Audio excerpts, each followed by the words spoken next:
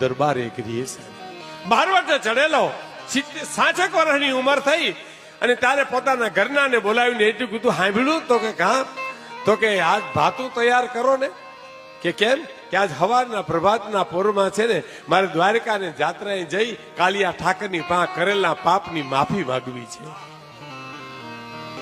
અને દીકરાને કીધું કે રવિશંકર ગોરને બોલાવીએ ને બેટા. એ રવિશંકર ગોરને બોલાવવા ગયો છોકરો. ગોર બાપા આવ્યા એટલે આલગાવાલાએ કીધું કે મને સવારનું સૂવું ચોઘડિયું ગોતી દો ને, મુહૂર્ત ગોતી દો ને.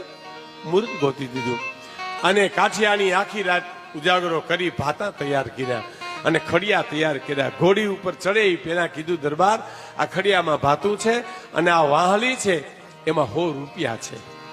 હા અને જો કાલિયા ઠાકરને પગે લાગજો, પ્રાયશ્ચિત કરજો, હૃદયથી આંસુડા પાડજો હો.